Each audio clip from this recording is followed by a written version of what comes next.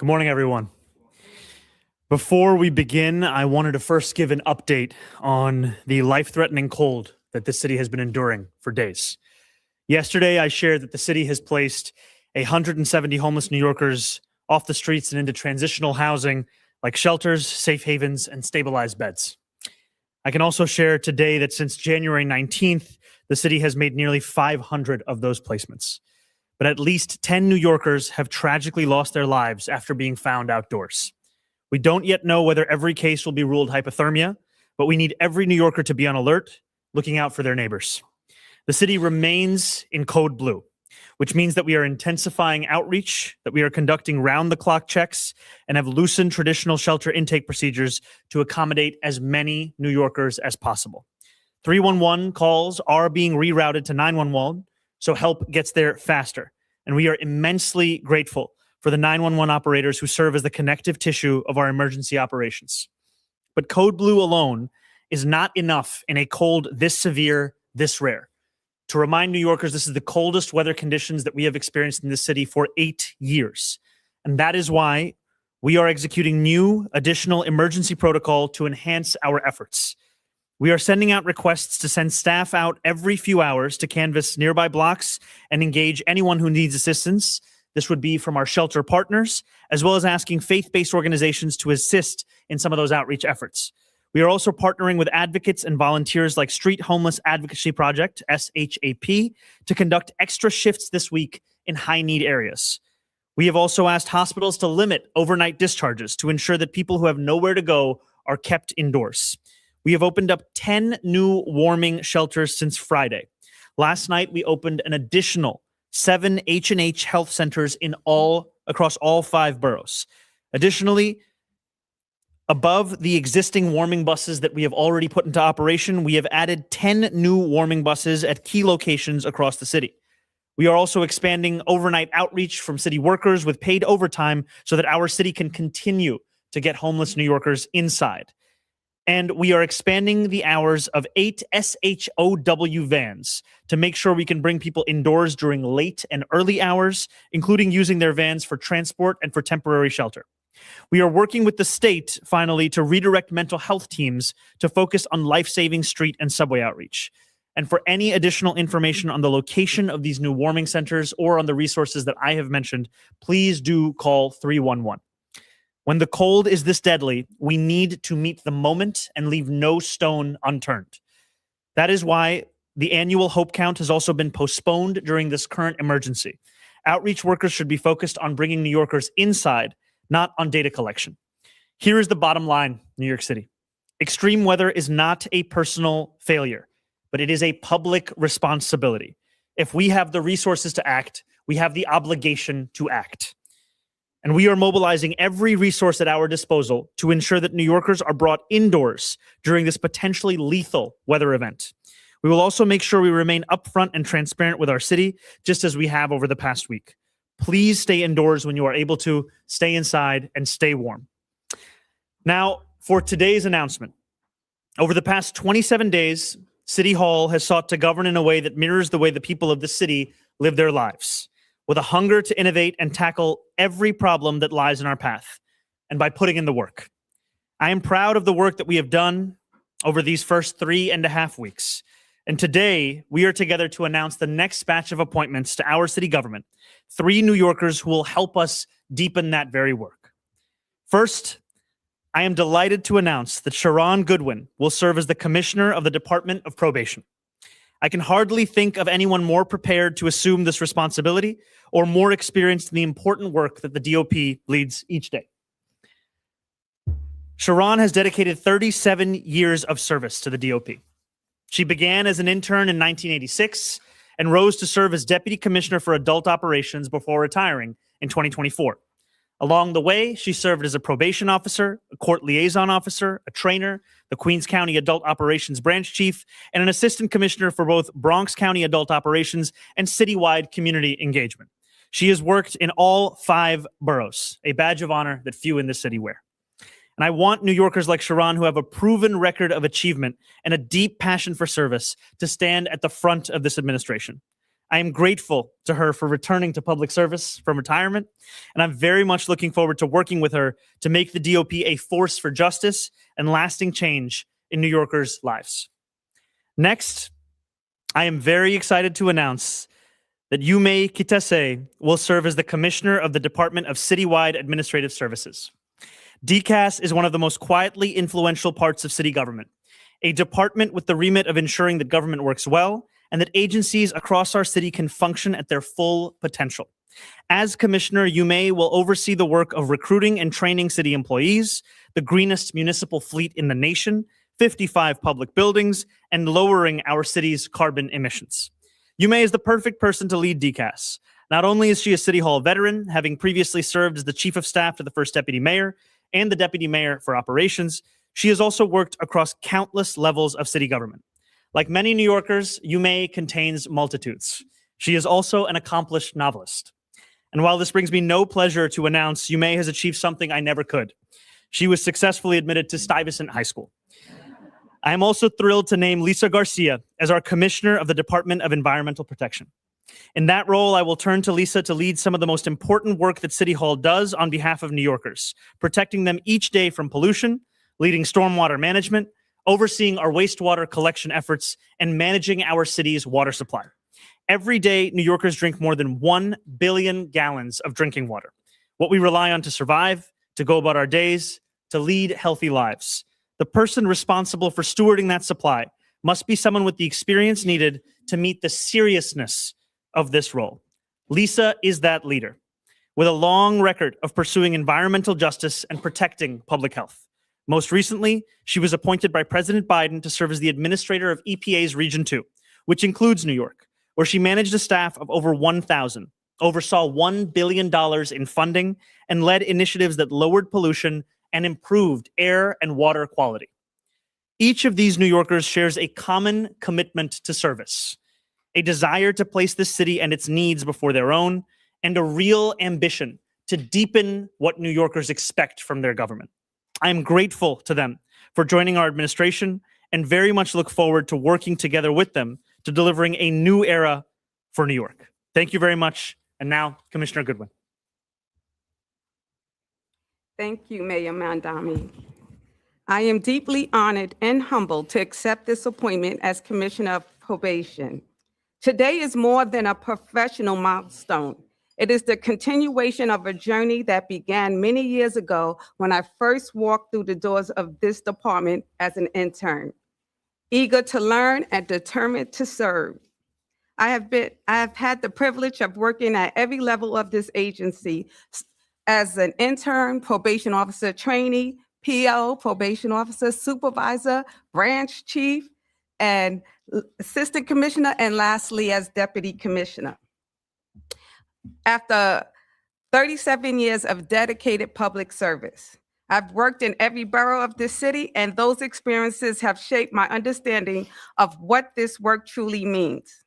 As a lifelong New York City resident, born and raised in the Bronx, this role is deeply personal to me. I understand the challenges our communities face, and I carry with me a profound responsibility to serve this city with integrity, urgency, and care. My experience has taught me that probation is not simply about supervision. It is about accountability and opportunity. It is about public safety through human dignity and investments in our communities. It is about protecting our neighborhoods while helping individuals rebuild their lives and give back to the city they love.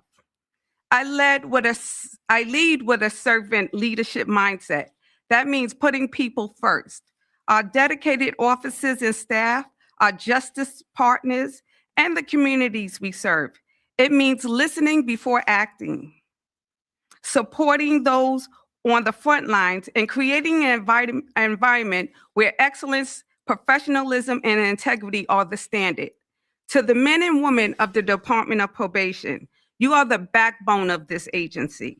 I am committed to investing in your training, your safety, your wellness, and your professional growth. When our workforce is supported and empowered, our communities are safer and stronger. To the residents of New York City, I accept this role with a clear purpose to help build a safer, more just city. We will strengthen community partnerships, use data-driven strategies, expand effective rehabilitation programs, and remain laser-focused on reducing recidivism while holding individuals accountable. Public safety and compassion are not opposing forces. They are complementary responsibilities. When we balance enforcement with opportunity, structure with support, and accountability with hope, we create lasting change. I thank Mayor Mamdani, our justice partners, community leaders, and my family for your trust and support. I pledge to lead with transparency, courage, and unwavering dedication to the people of this city. Together, we will move this department forward. Together, we will strengthen communities, and together, we will continue to work of building a safer New York for all. Thank you so much. Congratulations. Thank you. Now, our new commissioner of DCAS, you may. Good morning. I'm Yume Kitase, and I've been passionate about city government since I was a student at Stuyvesant, thanks to a teacher who's here today. Thank you, Ms. Suri. Back then, I used to track Councilmember Gail Brewer's legislative stats the way some kids follow baseball players. I got an internship with the city controller's vouchering office because at 16, that seemed like the coolest way to spend my summer. And I've worked in city government ever since. Public service is about building the future, not tending the status quo. We come in every day and we ask ourselves, how can we do more, better? And if you want to improve city government, you can't do it without the Department of Citywide Administrative Services. If you're a government nerd like me, you already know how important the workers of this agency are. DCAS supports other agencies through workforce policies and its management of city properties and other assets. It's the key to tackling slow and cumbersome hiring processes, addressing vacancies, and redeveloping city property, and meeting our climate targets. I'm extremely humbled and excited to get to be a part of those efforts and this team. Thank you, Mr. Mayor, for believing in a better version of city government and for giving me this opportunity. And thank you, First Deputy Mayor Dean Fullahan, for being a mentor, and Deputy Mayor Curson, and all the colleagues who have supported and taught me so much along the way. And lastly, thank you to my family. I can't wait to get to work. Thank you.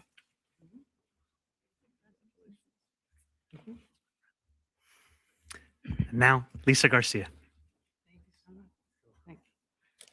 Hello, good morning. Buenos dias a todo el mundo. Thank you, Mayor Mamdani. This is really an incredible opportunity. It is such an honor to be here today and alongside my fellow appointees. Congratulations. As we can see, this administration is building a team of public servants who are dedicated to delivering the services that New Yorkers rely on. That is why I am thrilled to be here today taking on the job of Commissioner of the Department of Environmental Protection. New York City DEP is critical to all of us. I have seen how important the work is, not just as a New Yorker using their services every day, but also in my previous role as administrator for Region 2 at the U.S. Environmental Protection Agency, where I oversaw the entire region, including New York. DEP and its hardworking staff, who I look forward to joining soon, is at the heart of so much of what New Yorkers expect from the city. When you turn on the tap, that's DEP delivering our world-famous, safe, clean drinking water. When you take that refreshing shower, that's DEP. And yes, even when you flush the toilet, that's DEP making sure it's whisked away and you don't have to worry about it. Given the challenges also of climate change, it is critical that DEP take the lead in protecting against climate impacts. By making climate impacts such as severe storms we've been seeing and more flooding, unfortunately, we need to make investments in long-term climate and sustainable solutions for the 21st century and beyond. It will also be our job, and I'm looking forward to working with DEP on this, to make sure that we deliver services equitably so that no community is left behind or underserved. Throughout my career, I have always advocated for environmental environmental and climate justice, whether representing community groups, working in the government, large NGOs, or in academia. And now working with this administration and the mayor and the team, I will help advance those justice principles at DEP. Yes, the infrastructure and resiliency needs of New York City are challenging, but I know that this administration is up to the task, and I'm excited to get to work. Thank you again, Mayor Mamdani, for this appointment. I look forward to serving the people of New York and working aside everyone. Thank you. Thank you. Questions, and we also have Deputy Mayor and Commissioner here for any questions about the hold-related debts as well. But we'll start with on-topic questions about the appointment first. Katie, go ahead. I have a question for both of the new commissioners. The first, for DCAS, the prior administration said that they were going to review all the leases that were under Jesse Hamilton's purview. He was a former administrative official. He was indicted. The public has not We're seen familiar. these findings. So for you, Commissioner Kitase, will you go through the review and then will you release it? And then I have a question for Commissioner Garcia. And I'll just say before our new commissioner steps up that I will demand the world of our new commissioner. I also will give her a little bit of time and settle again with some of the questions. But if there's anything you want to add. I just wanted to add that, of course, we're going to do a deep review of everything, and we'll work with the team to. We'll work with the team to commit to transparency. Thank you. Will you, you worked for the previous administration. Will you release the results of that particular review? I'll give her at least a few full days on the job before having to get back to you on that. More questions on Yeah. appointments. You- Do you have a second one, Katie? Yeah. Commissioner Garcia. Go ahead. Go. So specifically when it comes to the ongoing work of DEP, things like the big water tunnel fix, what are you planning to advance and/or what do you see room to make New York City more affordable within DEP's purview?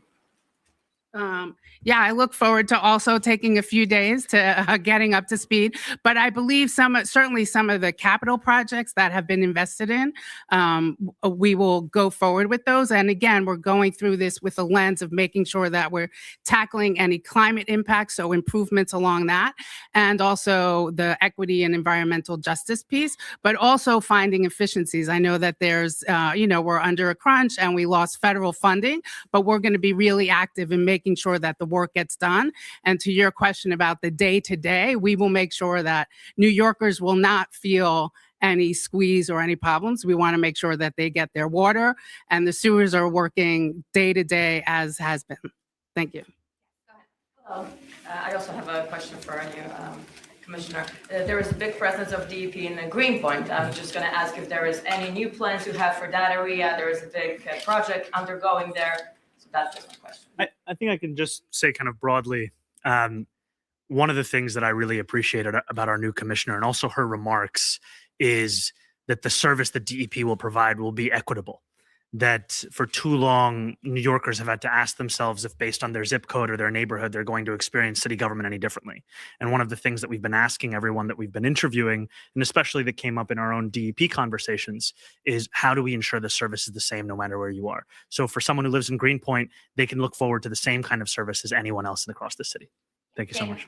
Thank you. Hi. Hey. Questions. Go for it. The first is for Ms. Goodwin.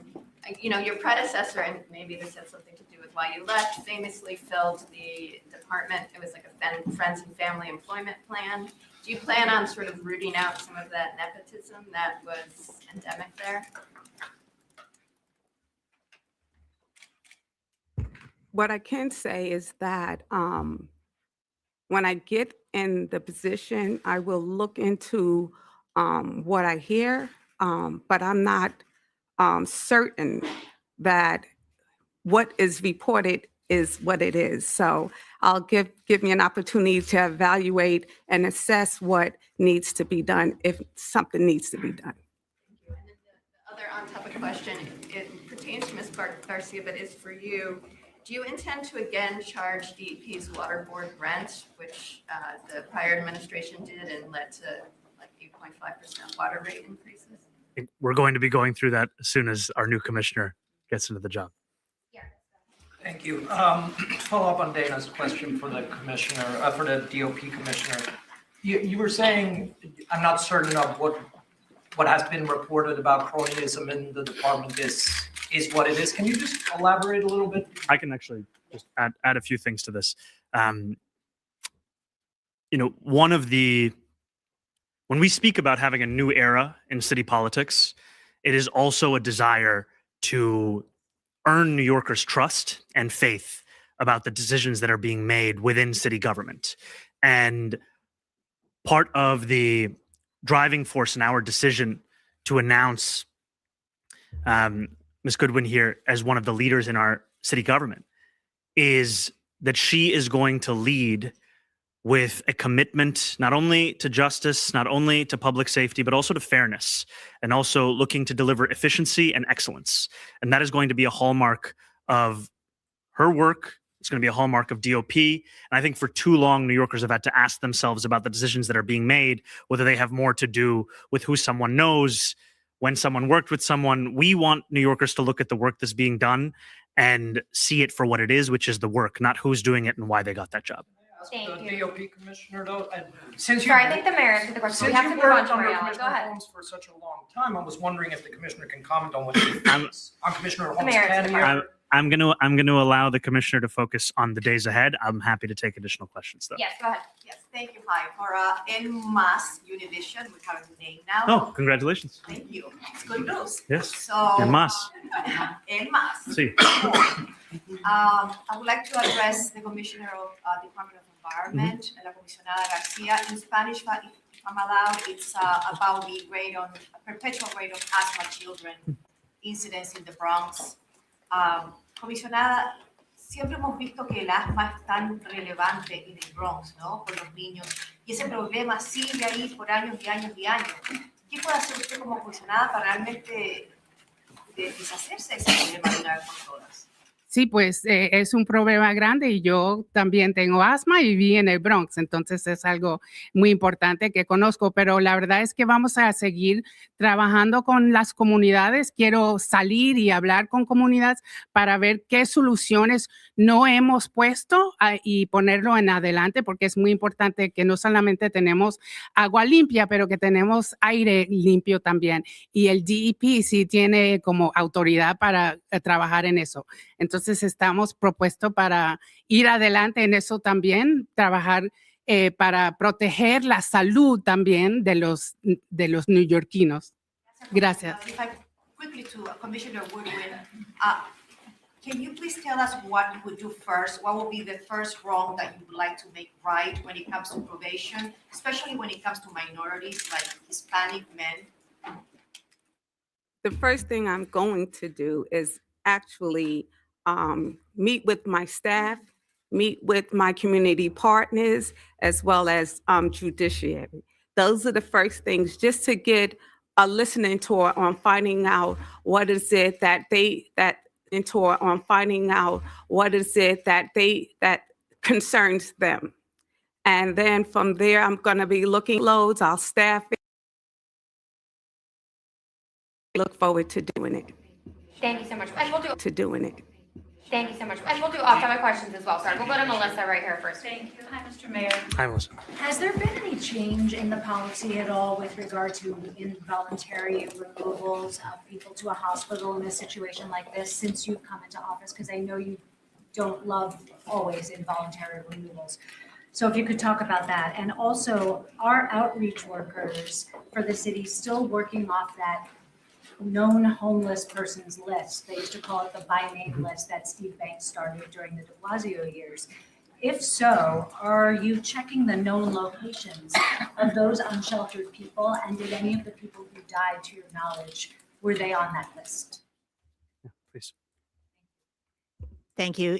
Yes, we still use that list. So the DHS outreach workers and our provider outreach workers are focused on a list of approximately 350 individuals who are known to have underlying medical conditions, older adults, people who are at particular risk when everyone is at risk, but in particular risk in these circumstances. They are reaching out, they are trying to engage with them every 2 hours. Obviously, people are mobile. We don't always find everybody every 2 hours, but really that focus is there, while 911 is handling more of the general calls about people without that known history. So we're very focused on that. The individuals who have very tragically passed away, there are people with DHS history. At this point, I don't want to go too in depth because there are situations that are still under investigation, but to the best of my knowledge, it's not individuals on the by name list. With respect to involuntary removals, it is DHS's policy to do them only in situations where there is no other option. We are focused wherever possible on building relationships of trust. As the mayor noted, we've been able to bring in more than 500 people almost entirely voluntarily over the last week. That is really our focus. But if somebody is truly in danger, we will take action to save their lives. With the mayor, Mr. Mayor, what's your feeling on bringing people in involuntarily in this weather? If they don't want to come in, should the city at this point be forcing them to come in? I think it's, as the commissioner has said, if a New Yorker is a danger to themselves or to others, then that's the driving force of that decision. I think also, as she said, this is a last resort. Our first method of outreach is to communicate to homeless New Yorkers across the 5 boroughs as to the options that they have. We are, however, not going to leave someone out in the cold if they're a danger to themselves or to others. We've got time for 1 or 2 more. Henry, go ahead. Hi, Mayor. How you doing? Hey, how's it going? So 2 questions related to the cold. I think anyone moving around on the subways last couple of days notices there's been a sizable increase in the number of homeless individuals on the subway system. You can understand why, but I was wondering if your outreach work is targeting those individuals for shelter, saying they're warm enough, let them be. That's question 1. And then question 2, I was wondering when you and your team began discussing this sort of next phase in additional heat response resources. To be frank, sir, did you look at deaths coming in and say, hey guys, we got to do something more? I think, frankly, what we looked at is the continued forecast that we're seeing, where this snow may have subsided in terms of the snowfall. The cold is not subsiding. It is continuing. And what we're seeing is that the most emergency measures that our city has taken historically, it is still something that is in need to catch up to this extended cold period. So I think it's not just about kind of resting on the laurels of a code blue. We have to find every tool at our disposal. And one thing that I'm appreciative about our team is that they have continued to push to look both inwards and outwards as to resources that can be used, always asking ourselves, what can connect more New Yorkers with services? And I also do want to say thank you to New Yorkers directly, because for New Yorkers across the 5 boroughs who have called 311 that has then been rerouted to 911, that has helped us to supplement our outreach efforts, because they have also been the eyes and ears of our city government to ensure that we are not leaving New Yorkers out in the cold. I know you had another question. Yeah. So we have a dedicated not-for-profit provider that works exclusively in the subway. So they have continued all of that work and will continue that work without competing what we're doing above ground. But we partner the work that we do underground along with the warming center work. So we have warming buses, for example, located at end-of-line stations, which we know can be particular concentrations of people experiencing unsheltered homelessness. So that work continues. We continue to engage with people underground while also increasing the attention above ground. Okay, we'll go Jake and then we'll go right here. Hey, Mr. Mayor. You mentioned limiting discharges at hospitals. I'm wondering, is this policy currently in effect within the city's hospitals? When did that go in effect? If it wasn't in effect prior to the storm, why not? Thank you. So it's standard policy within Code Blue that all hospital waiting rooms are accessible to those experiencing unsheltered homelessness.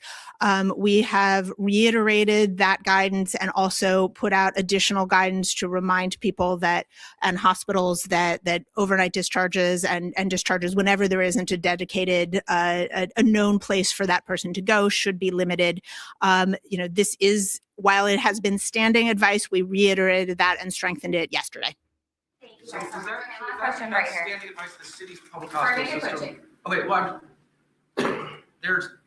we'll be reporting that at least one of the deaths was someone who was discharged from the state hospital this week. So I'm wondering, is that currently under investigation by the city now? Should that person have been discharged, given the forecast showed as of last week? I think we can get back to you on that question. Thanks. Mr. Mayor, I actually have 2 questions. The first of which is, you cited the stat that there's been 500 people who have taken shelter amid the storm. how many of them have stayed in shelter and how many of them have left shelter to return to the streets in the crippling cold? And then I have a second question. Why don't you ask your second question right now? The second question is, a lot of people struggled to get around yesterday. The sidewalks weren't clear. What can the city do to clear the sidewalks? So I think that we are constantly asking ourselves what more this city can do to meet the needs of New Yorkers. I'm going to have our Deputy Mayor Kirsten, who I think is right over here, to just step up to that second question.